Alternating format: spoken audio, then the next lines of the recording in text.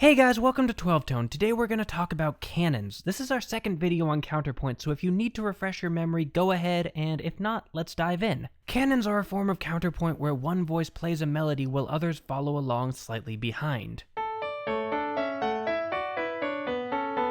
We break these into a leader or duke's voice, and then one or more follower or comes voices, and don't worry, you don't have to remember those Latin names. What's important is that the first voice defines the melody while the second voice imitates. So then what? Well, if the first voice keeps playing the same thing, we've got a round. More formally, this is called a perpetual canon because it can keep going forever.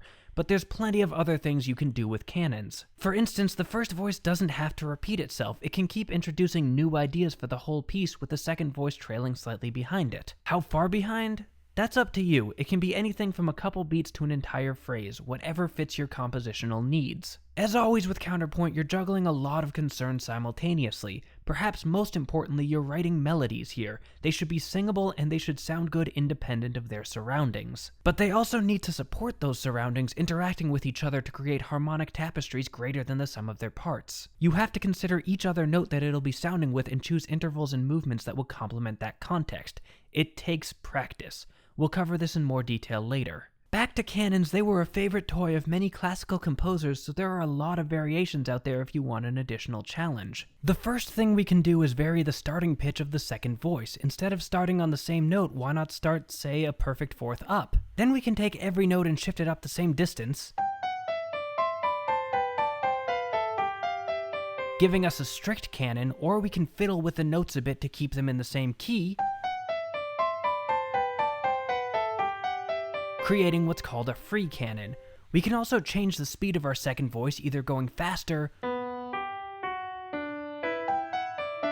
or slower than the original. These are technically called augmentation and diminution, but faster and slower work fine. Well, you can change the total duration of the phrase though, you can't change the relative note durations. If you cut one note's length in half, you should do the same for every other one. It's only fair. You can also do some more advanced transformations like the ones we learned talking about 12-tone writing. For instance, we can play a retrograde or crab canon. These are slightly different because they often start both voices at the same time, playing back and forth across a melody.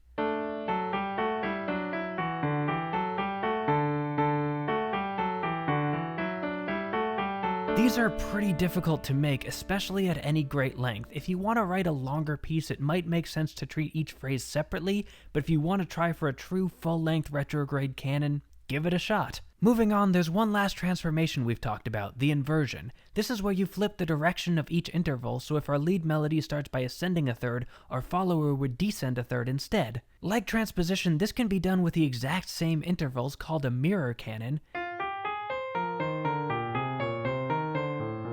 but most of the time we fudge them a bit to stay in the key. Don't confuse this with invertible counterpoint though, that's a different thing for some reason. We'll cover it later. These are just some of the ways you can play with canons. Other techniques include the spiral canon, where the starting pitch of the second voice keeps raising as you repeat, accompanied canons, where other voices provide supporting material, double or triple canons, where other voices provide other simultaneous canons, and of course you can combine multiple of these at once if you're up to the challenge.